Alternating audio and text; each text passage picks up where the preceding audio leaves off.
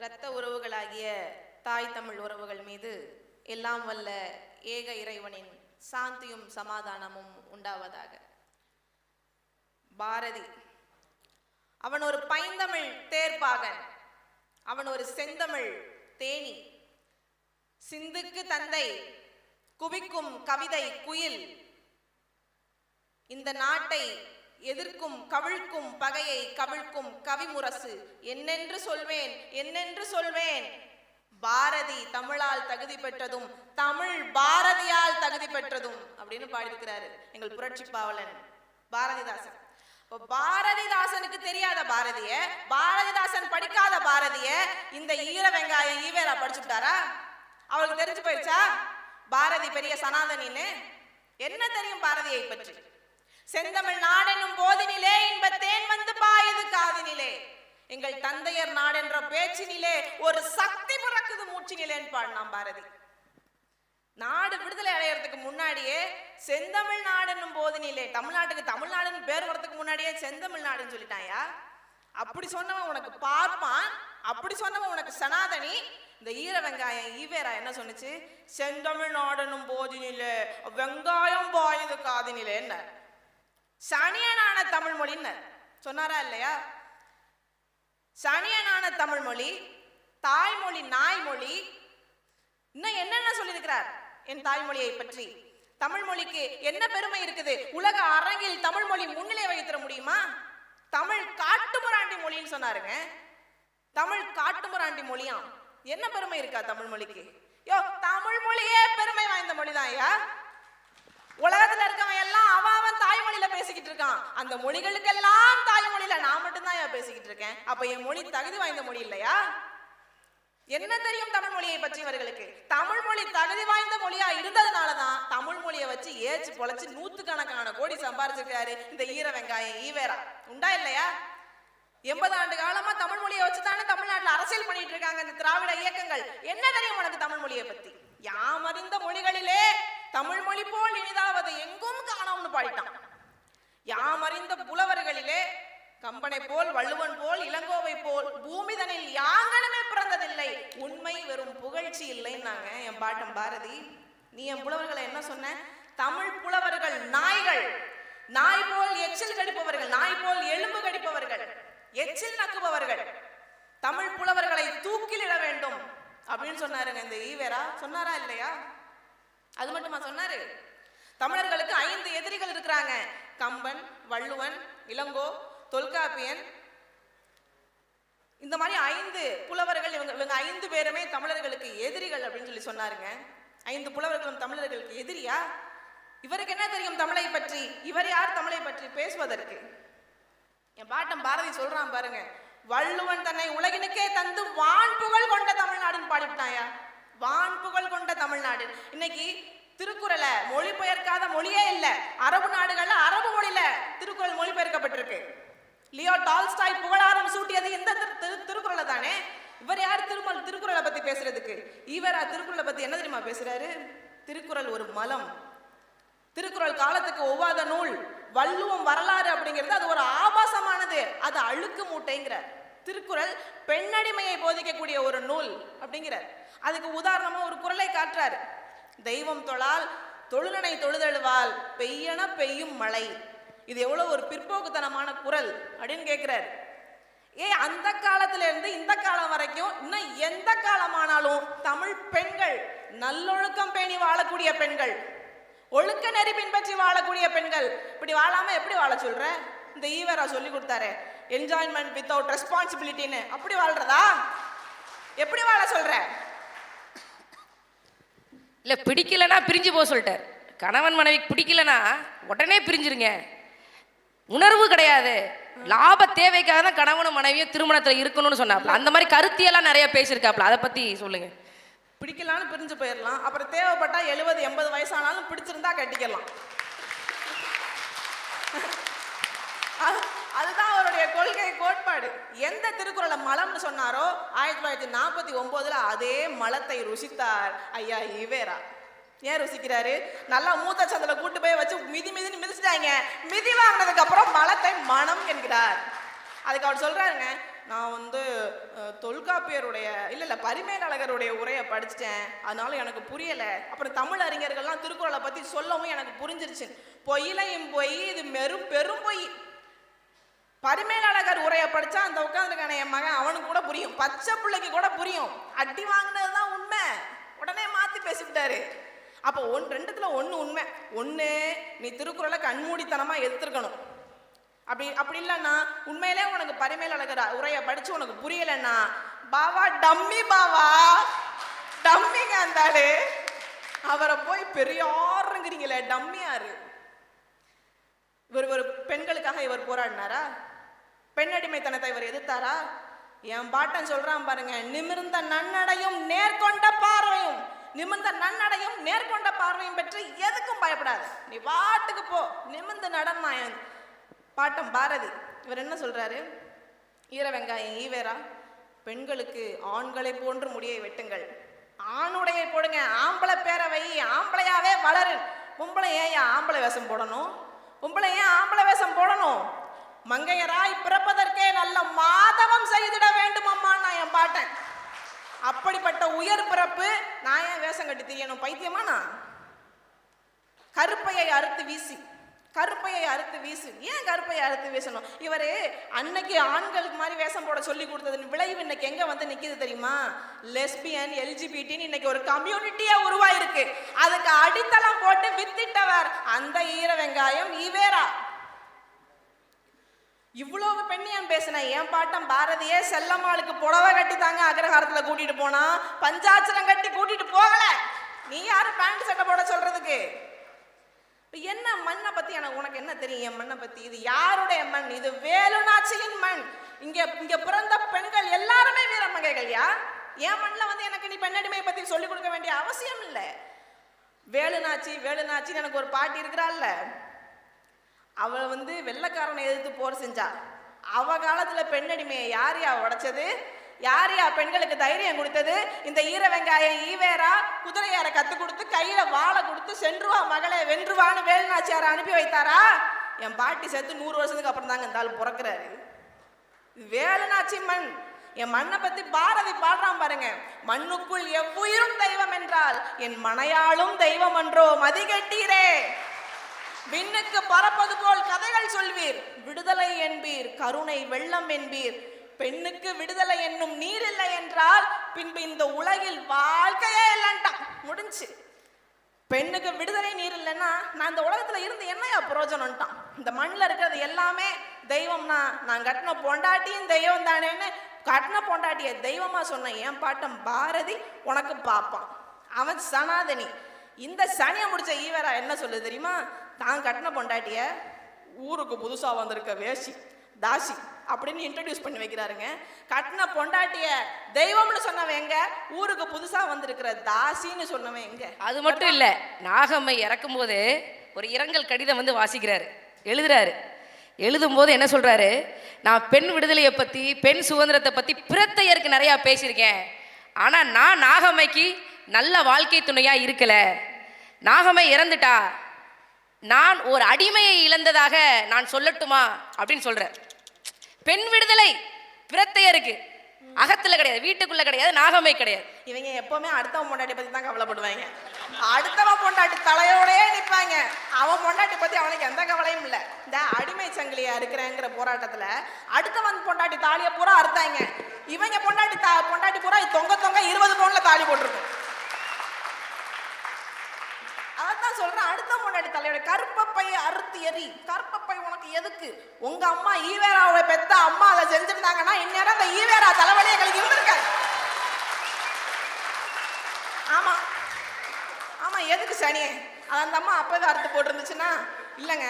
ஈவேராவுடைய அடிவரடி கருணாநிதி அவருடைய துணைவியார் 10 பேருக்கு மனைவியார் 10 பேருக்கு இதை செய்ய சொல்லியிருந்தாருன்னா இந்நேரம் ஸ்டாலின் தலைவலி எங்களுக்கு கிடையாதுங்க.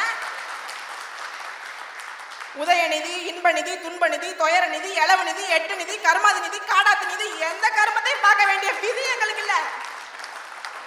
கர்மப்பை யாரு தெரியணுமா? அறிவில் சிறந்த கருத்து என்ன? நாட்டுக்கு என்ன செஞ்சார் ஈவேரா? வந்தே மாதரம் என்போம், வந்தே மாதரம் என்போம், எங்கள் மாநில தாயை வணங்குதும் என்போம்னா பாரதி. வந்தே மாதரம் சொல்லுவோம், என் மாநில தாயை வணங்குவோன்னா. நாடு விடுதலை அடையறதுக்கு முன்னாடியே சுயநிர்ணய உரிமை, தன் தீர்வு, தன்னாட்சிக்கு விதை போட்டுட்டான் பாரதி. நீ என்ன சொல்ற? தமிழ் தாய் வாழ்த்து எதுக்கு? தமிழ் தாய் வாழ்த்து தேவையில்லாது. தமிழ் தாயை வாழ்த்தாம மணியம்மையா வாழ்த்த முடியும்? என்ன யாரையா வாழ்த்துறது? என் தாயை தான் நான் வாழ்த்துவேன். உலகத்தமிழ் மாநாடு நடக்குதுங்க. உலகத்தமிழ் மாநாடு ஒரு முட்டாள்தனமானது, அது ஒரு தேவையில்லாதது. உலகத்தமிழ் மாநாட்டுக்கும் கும்பகோணத்தில் நடக்கக்கூடிய மகாமகத்துக்கும் என்ன வித்தியாசம்னு கேட்டவர் ஈவேரா. இவர் உனக்கு பெரியாரா? இவரை நான் வேற பெரியார்னு என் வாயால சொல்லணுமா? யார் இவர்? என்ன செஞ்சாரு?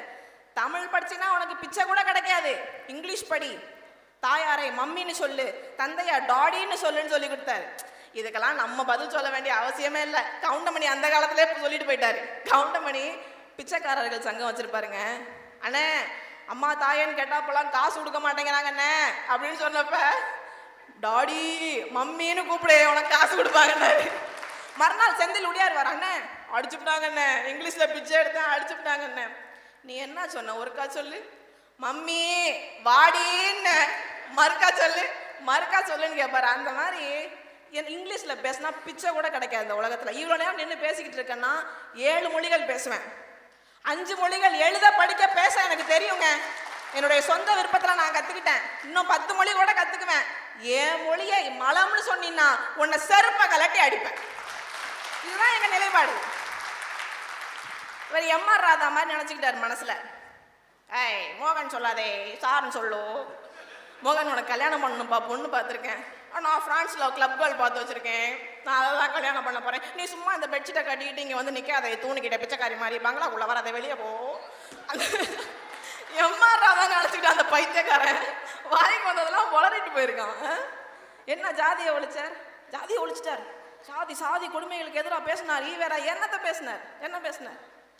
என் பாட்டை வீட்டில் ஒரு பூனை குட்டி போட்டுருச்சுங்க. பாரதி வீட்டில் எழுதிட்டான் பாட்டை.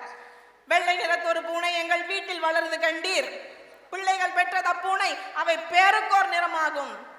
சாம்பல் நிறத்தொரு குட்டி, கருஞ்சாந்து நிறத்தொரு குட்டி, பாம்பு நிறத்தொரு குட்டி, வெள்ளை பாலி நிறத்தொரு குட்டி. அதோட நிறுத்தல. அடுத்த ஸ்டெப்பு, எந்த நிறம் என்றாலும் அவை யாவும் ஒரே தரம் என்றோ, இந்த நிறம் சிறிதென்றும் இவை ஏற்றம் என்றும் சொல்லலாமோன்ட்டான். அவ்வளவுதான். நீ பாரதி என்ன சொல்ற? பாரதி ஒரு தேசிய கவி.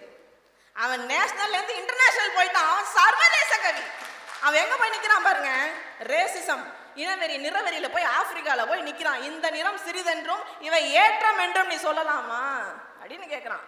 நீ ஜாதி என்ன ஒழிக்கிறதுக்கு என்ன பண்ண? ஜாதி மதங்களை பாரோம்ங்கிறான் பாரதி. ஜாதி மதங்களை பாரோம், வேதியராயினும் ஒன்றே அன்றி வேறு குலத்தவராயினும் ஒன்றேங்கிறான். வேதியன் பாப்பானும் ஒண்ணு, வேற ஆளும் ஒண்ணு. இங்க ஜாதியே இல்லை, நீ நானும் ஒண்ணுன்னு சொல்லி முடிச்சிட்டான். ஒரே வார்த்தையில முடிச்சிட்டான்.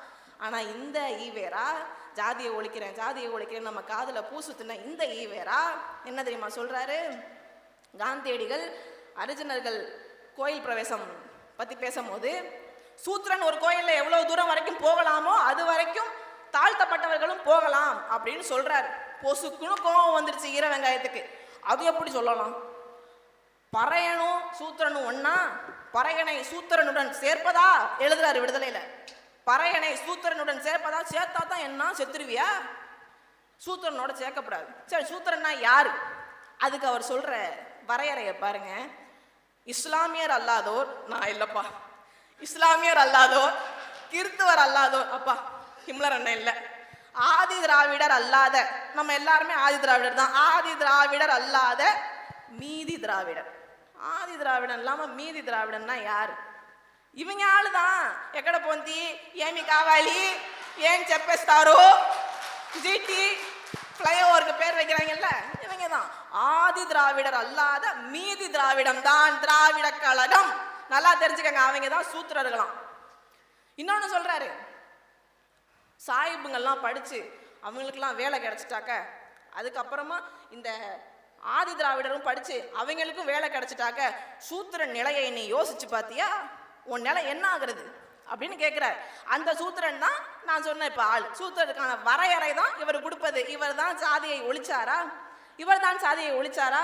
என் பாட்டம் பாடினா, சாதிகள் இல்லையடி பாப்பா அப்படின்னு பாடினால பாப்பா பாப்பான் பாப்பான் பாப்பான்ட்டாங்க. சாதிகள் இல்லையடி பாப்பான்னு சொன்னவன் பாப்பான்.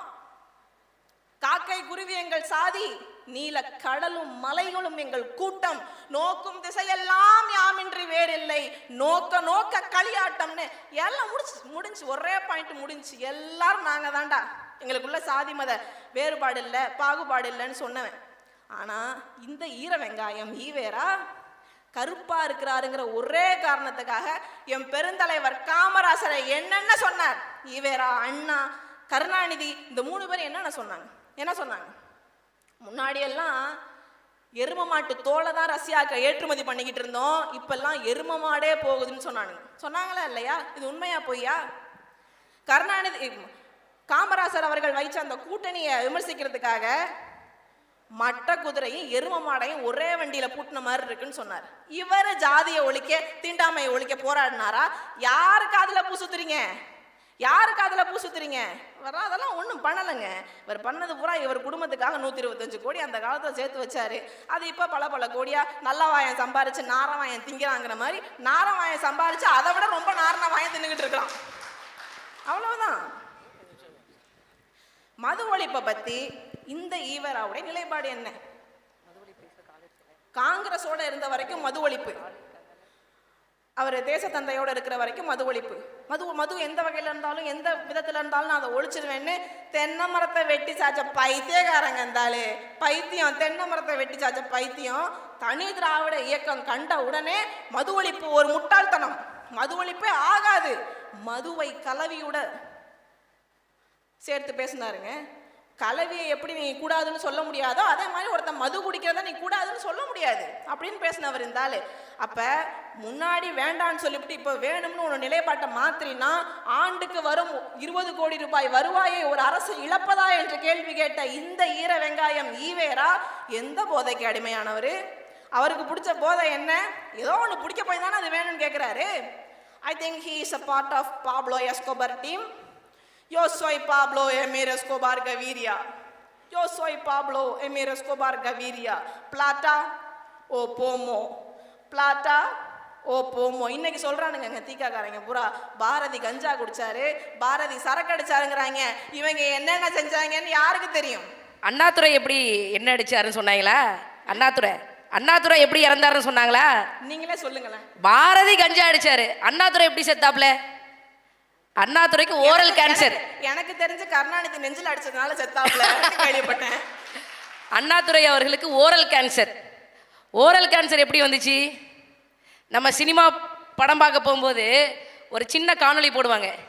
போதை பழக்கத்திற்கு ஆளாகாதீர்கள், உங்களுடைய நெருங்கிய உறவினர்களோடு நீங்கள் வாழ முடியாமல் போய்விடும். அந்த காட்சிக்கு சரியான ஆள் யார் தெரியுமா? ஐயா அண்ணாதுரை அவர்கள் தான். அவர் தான் வாழ்நாள் முழுக்க புயலை பயன்படுத்தினார்.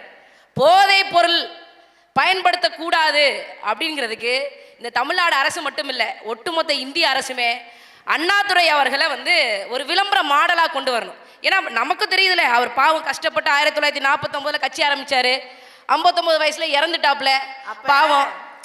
அதெல்லாம் சொல்லணும். மகாகவி கஞ்சா குடிச்சாருன்னு சொல்றீங்களே, மகாகவி கஞ்சா சாப்பிட்டதுனால இறக்கல, ஆனா உங்க அண்ணாதுரை எதை சாப்பிட்டதுனால இறந்தாரு அதை பேசுறதுக்கு இவங்க தயாரா? அப்ப எனக்கு தெரிஞ்சு நீங்க சொல்றதை வச்சு பார்த்தா திராவிட இயக்கங்கள்ல பல பாப்லோ எஸ்கோபர்கள் இருக்கிறார்கள், அப்படித்தானே? பாரதியார் மரணிக்கும் பொழுது அவருடைய அந்த இறுதி ஊர்வலத்துல வெறும் 14 பேர் தான் இருந்தார்கள் அப்படிங்கிறது நம்ம எல்லாருக்கும் தெரியும். ஏன் 14 பேர் இருக்கிறாங்க, ஏன் மற்றவங்க எல்லாம் வரல அப்படின்னு நம்ம கேள்வி கேட்டோம்னா, வெள்ளைக்காரங்க ரொம்ப அடக்குமுறைங்க, அதனால அடக்கி வச்சுட்டாங்க. வெள்ளைக்காரங்க அடக்கி வச்சதுனால யாரும் போய் அவரை அவருடைய இறுதி ஊர்வலத்துல பங்கு கொள்ள முடியல. போய் வெள்ளைக்காரனுடைய வழக்கம் என்ன தெரியுமா? அவன் பிரிட்டிஷ் வழக்கப்படி ஏதாவது ஒரு சவ ஊர்வலம் போனுச்சுன்னா அவன் தொப்பியை கலட்டி கக்கத்துல வச்சுக்கு நின்று சல்யூட் அடிப்பான். அது அவனுடைய பிரிட்டிஷ் வழக்கம். இதெல்லாம் நம்புற மாதிரி இல்லை. நான் இன்னொரு சொல்றேன், எங்களின் பெரியார் ஐயா வாவு சிதம்பரனார், வந்த புலவர்க்கெல்லாம் மாறியன பல்பொருள் தந்த வாவுசி தாழ்ந்தின்று சந்தமிழா வெண்பா சொல்லி பிச்சைக்கு பாரெங்கும் ஓடுகிறான், நான் சொல்லும் தோளும் நலிந்து. அந்த வாவுசி, அந்த சிதம்பரனார் அவர்தான் எங்களின் பெரியார். எங்களுக்கு அவர்தான் பெரியார். எங்க பெரியாருங்க வெளியில வாராரு, சிறையிலிருந்து கல் உடைச்சு செக்கெழுத்து வெளியே வாராரு, ஒருத்தர் இல்ல அவரை வரவேற்கிறதுக்கு, ஒருத்தர் இல்ல. ஒருத்தர் இருந்தாரு, பெட்ஷீட்டை போத்திக்கிட்டு இருந்தாரு. யார் அவரு? சுப்பிரமணிய சிவா என்னும் பார்ப்பனன். சுப்பிரமணிய சிவா என்னும் பார்ப்பனன். நீ சுப்பிரமணிய சிவாவை பார்ப்பனனா பாப்பியா, இல்ல என் தாத்தனை பார்க்க வந்தவனா பாப்பியாடா? யாரா பாப்ப? அன்னைக்கு வந்தவர் நின்னவர் சுப்பிரமணிய சிவா. அவரை போய் என் பாட்டன் கட்டி பிடிக்கிறாரு. பிடிக்காதீங்க பிள்ளைவாள், எனக்கு தொழுநோய் அப்படின்னு சொல்றாரு. அப்ப அந்த நோய் எனக்கு பரவட்டும் சொன்னா என் பாட்டன். அன்னைக்கு பார்ப்பனன், அவர் ஒரு பார்ப்பனன், அவர் ஒரு பாப்பான். நாம அவன்கிட்ட பேசக்கூடாது, நாம அவன்கிட்ட சேரக்கூடாதுன்னு என் தாத்தா நினைச்சிருந்தா அந்த சம்பவம் நடந்திருக்குமா? அன்னைக்கு ஏன் வஉசியை பார்க்கறதுக்கு யாரும் வரலையோ அதே காரணம் தான் பாரதியின் இறுதி ஊர்வலத்துல வெறும் 14 பேர் கலந்து கொண்டார்கள் என்பதற்கு காரணம். இதுக்கு என்ன காரணமோ அதுக்கும் காரணம். அப்ப சொந்த சமூகத்தாலேயே, சொந்த சாதியாலேயே, சொந்த மக்களாலேயே தள்ளி வைக்கப்பட்டவர்கள் இவர்களை பத்தி நீங்க பேசாதீங்க, இவன் சனாதனியா இல்லையாங்கிறத நாங்க பேசிக்கிறோம். மீதிய இது பார்ட் 2ன்னாங்க அண்ணன். என்னை பொறுத்த வரைக்கும் இது பார்ட் 1. பார்ட் 2 விரைவில் நடக்கும். நேரம் பற்றாக்குறை. குறவலையை கடிச்சு துப்பிடுவேன்ட்டாங்க. காலையிலேயே 3 நிமிஷத்துக்கு மேல பேசுறீங்கன்னா குறவலையை கடிச்சிருவேன்ட்டாங்க. இப்போ எத்தனை நிமிஷம் ஆச்சுன்னு தெரியல. நன்றி. நாம் தமிழர்.